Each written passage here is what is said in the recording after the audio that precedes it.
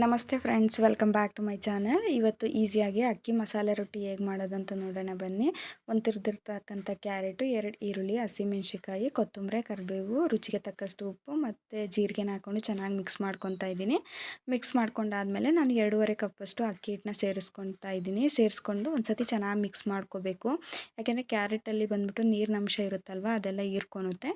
ಮತ್ತು ನೋಡಿಕೊಂಡು ನೀರನ್ನ ಸೇರಿಸ್ಕೊಂಡು ಒಂದು ಚಪಾತಿ ಹಿಟ್ಟಿನ ಅದಕ್ಕೆ ಕಲಿಸ್ಕೋಬೇಕು.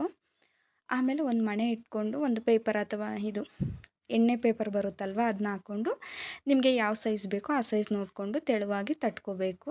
ತಟ್ಕೊಂಡ್ಮೇಲೆ ಹಂಚಿಟ್ಕೊಂಡು ಬೇಯಿಸ್ಕೋಬೇಕು. ಅಂದರೆ ಬೇಯಿಸುವಾಗ ಸ್ವಲ್ಪ ಎಣ್ಣೆನ ಸೇರಿಸ್ಕೋಬೇಕು. ಅದೇ ರೀತಿ ಎಲ್ಲನೂ ಮಾಡ್ಕೋಬೇಕು. ಮಾಡ್ಕೊಂಡ್ಮೇಲೆ ಇದಕ್ಕೆ ಬಂದುಬಿಟ್ಟು ಕಾಯಿ ಚಟ್ನಿ ಮಾಡಿದ್ರೆ ತುಂಬ ಚೆನ್ನಾಗಿರುತ್ತೆ. ಒಂದು ಸತಿ ಟ್ರೈ ಮಾಡಿ ನೀವು ಕೂಡ. ರೆಸಿಪಿ ಹೇಗೆ ಬಂದಿತ್ತು ಅಂತ ಕಮೆಂಟ್ ಕೂಡ ಮಾಡಿ ಫ್ರೆಂಡ್ಸ್. Thank you.